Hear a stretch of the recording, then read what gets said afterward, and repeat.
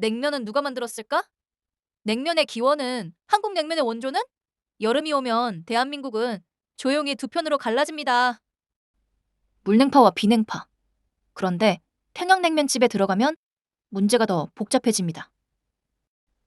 식초를 넣을 것인가? 말 것인가? 겨자를 넣을 것인가?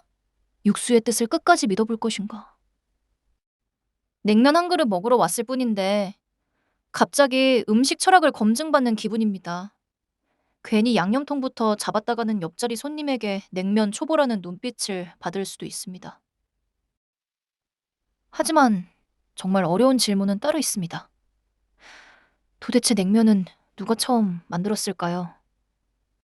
혹시 조선시대에 어느 천지가 차가운 국수를 만들고 냉면의 탄생을 선언했을까요? 기록을 따라가 보면 냉면이라는 이름은 오래전부터 등장하지만 정작 최초로 만든 사람은 좀처럼 모습을 드러내지 않습니다. 그렇다면 냉면은 도대체 어떤 과정을 거쳐 탄생한 것일까요? 그 답은 한반도 북쪽 지방의 오래된 식탁에서 시작됩니다. 한반도 북쪽 지방 사람들이 메밀과 감자, 동치미와 고기 국물을 이용해 오랫동안 만들어 먹던 음식이 세월을 거치며 냉면으로 발전한 것입니다. 그러니까 냉면의 아버지를 딱 한 명으로 꼽기는 어렵습니다. 대신 냉면의 조상과 성장 과정은 찾아볼 수 있습니다. 첫 번째 단서는 1558년에 등장합니다. 조선의 문신 이문건이 쓴 묵제일기에는 낮잠에서 깨어 냉면을 먹었더니 발바닥까지 차가워졌다는 내용이 적혀 있습니다.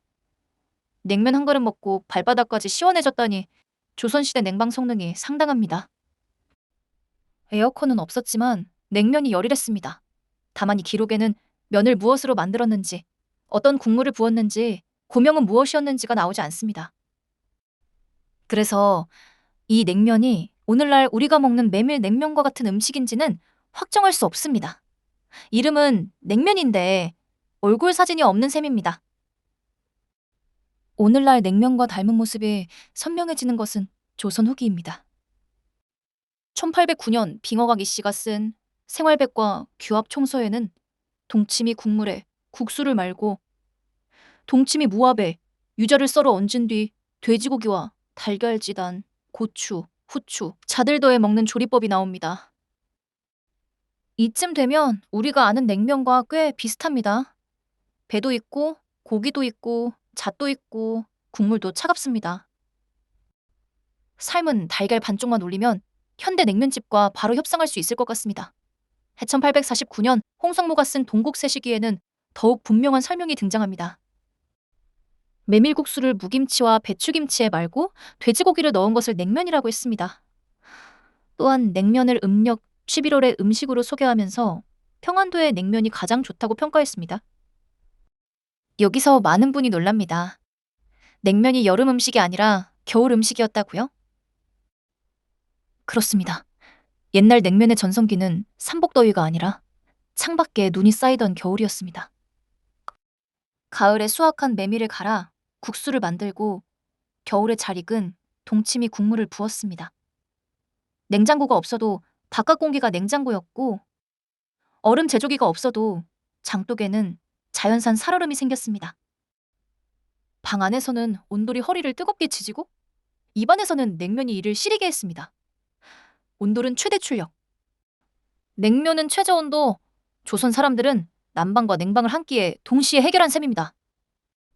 등은 뜨겁고 이는 시리고 마음은 행복했습니다. 그렇다면 왜 냉면은 북쪽 지방에서 특히 발달했을까요? 평안도와 함경도 같은 한반도 북부에는 산간 지역이 많았습니다. 쌀 농사는 쉽지 않았지만 메밀과 감자 같은 작물은 비교적 잘 자랐습니다. 특히 메밀에는 글루텐이 적어서 밀가루 반죽처럼 길고 매끈하게 밀기 어렵습니다. 조금만 방심하면 면이 아니라 메밀 조각 모음이 될 수 있습니다. 그래서 반죽을 국수틀에 넣고 뜨거운 물 위로 눌러 뽑는 압착 방식이 발달했습니다. 반죽이 국수틀을 통과해 뜨거운 물 속으로 쭉 떨어지는 순간 냉면의 몸이 만들어지는 것입니다. 이 북쪽 냉면 문화에서 가장 유명해진 것이 평양냉면입니다. 평양냉면은 메밀면을 중심으로 하고 동치미 국물이나 고기 육수를 사용했습니다.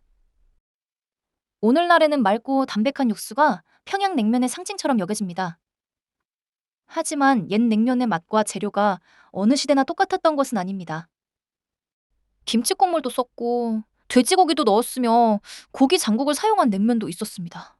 그러니 누군가가 진짜 평양냉면은 무조건 이것입니다. 라고 단정하면 옛 기록들이 뒤에서 조용히 고개를 젓습니다. 평양냉면은 한 장의 고정된 사진이 아니라 오랜 시간 변해온 가문의 앨범에 가깝습니다. 평양냉면을 처음 먹은 사람은 육수를 한 입 마시고 이렇게 생각할 수도 있습니다. 사장님, 간을 깜빡하신 건 아니죠? 처음에는 조용합니다. 두 번째도 조용합니다. 그런데 세 번째쯤 먹으면 이상하게 그 심심한 국물이 생각납니다. 평양냉면은 첫 만남부터 강하게 밀어붙이는 음식이 아닙니다. 천천히 다가와 입맛을 설득하는 협상가에 가깝습니다. 반면 함경도에서는 감자 전분으로 만든 질기고 탄력 있는 녹마국수가 발달했습니다. 녹마는 녹말, 즉 전분을 뜻합니다. 면발은 메밀면보다 훨씬 질기고 쫄깃했고 가자미 같은 생선회와 매운 양념을 곁들이기도 했습니다. 이것이 우리가 지금 함흥냉면이라고 부르는 음식의 뿌리입니다. 함흥냉면의 면발은 쉽게 끊어지지 않습니다.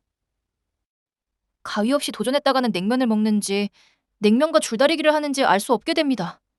분명 한 젓가락만 집었는데 그릇 전체가 따라오는 기적도 일어납니다. 하지만 여기에는 중요한 반전이 있습니다. 함경도에서는 원래 이 음식을 녹마국수라고 불렀습니다. 함흥냉면이라는 이름이 널리 굳어진 것은 한국 전쟁 이후 남원에서였습니다.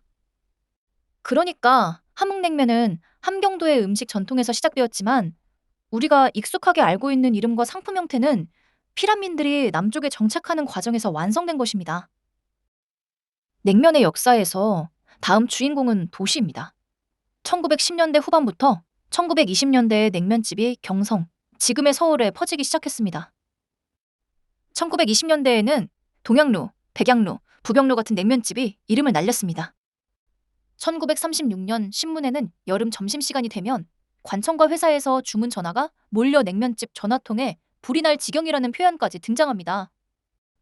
배달앱도 없고 리뷰 별점도 없던 시대인데 냉면은 이미 인기 배달 메뉴였습니다. 그렇다면 면이 불지는 않았을까요? 그 문제는 당시에도 인류가 감당해야 했던 숙명이었을 것입니다. 아마 그때도 배달이 늦어지면 손님은 시계를 보고 주인은 면을 보고 한숨을 쉬었을 겁니다. 근대의 제빙 기술과 냉장 시설이 퍼지면서 냉면은 겨울의 울타리를 벗어났습니다. 동치미가 있는 계절만 기다리지 않고 고기장국과 얼음을 이용할 수 있게 되었습니다. 메밀에 전분을 섞어 면발의 탄력과 생산성을 높이는 방식도 퍼졌습니다. 냉면은 집에서 겨울에 먹던 북쪽 지방의 향토 음식에서 도시 사람들이 사계절 주문해 먹는 인기 외식 메뉴로 변했습니다. 그리고 한국 전쟁은 냉면의 지도를 완전히 바꾸었습니다. 평안도와 함경도 출신 피란민들은 서울과 인천, 부산과 속초를 비롯한 남한 여러 지역에 정착했습니다. 그곳에서 고향에서 먹던 면과 육수를 다시 만들었습니다. 평양식 냉면은 서울을 대표하는 음식 가운데 하나로 자리 잡았고 함경도의 녹마국수는 함흥냉면과 회냉면이라는 이름으로 널리 퍼졌습니다. 고향에는 돌아갈 수 없었지만 한 그릇 안에는 고향의 맛을 옮겨 넣은 것입니다. 그래서 한국 냉면의 원조는 어디인가라는 질문에는 이렇게 답하는 것이 가장 정확합니다. 냉면을 발명한 한 사람은 알 수 없습니다. 냉면이라는 말은 16세기 기록에서 확인되지만 당시 음식이 오늘날의 냉면과 같았는지는 분명하지 않습니다. 현재의 냉면과 닮은 구체적인 조리법은 1809년 규합총서와 1849년 동국세시기 같은 조선 후기 문헌에서 확실하게 나타납니다. 지역적 뿌리는 메밀과 동치미 문화가 발달한 한반도 북부입니다. 그중 평양냉면은 한국 물냉면 계보의 중심이 되었고 함경도의 녹마국수 전통은 한국 전쟁 이후 함흥냉면이라는 또 하나의 큰 줄기로 자리 잡았습니다. 한마디로 정리하면 이렇습니다. 평안도와 함경도의 자연환경이 냉면의 재료를 만들었습니다. 조선 사람들의 겨울 식생활이 차가운 국물을 만들었습니다.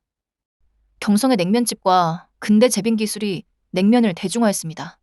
그리고 피란민들의 기억과 그리움의 냉면을 전국으로 퍼뜨렸습니다. 냉면 한 그릇은 단순히 차가운 국수가 아닙니다. 메밀밥과 동치미 장독, 뜨거운 온돌방과 경성의 배달 자전거, 전쟁길에 고향을 떠난 사람들의 기억이 한 그릇 안에 함께 담겨 있습니다.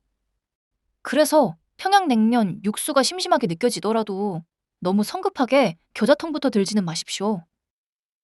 그 맑은 국물 안에는 생각보다 긴 역사가 들어 있습니다. 물론 그래도 심심하면 겨자를 넣으셔도 됩니다. 역사는 역사고 내 냉면은 내 냉면이니까요. 여러분은 시원한 물냉면과 매콤한 비빔냉면 중 무엇을 더 좋아하시나요?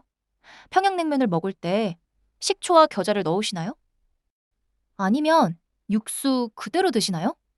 댓글로 여러분만의 냉면 철학을 알려주세요. 다음에도 우리가 자주 먹지만 누가 언제 어디서 만들었는지는 잘 몰랐던 음식의 탄생 이야기로 돌아오겠습니다. 오늘도 쫄깃하고 시원한 하루 보내세요. 이야기가 재미있으셨다면 구독과 좋아요 부탁드립니다. 감사합니다.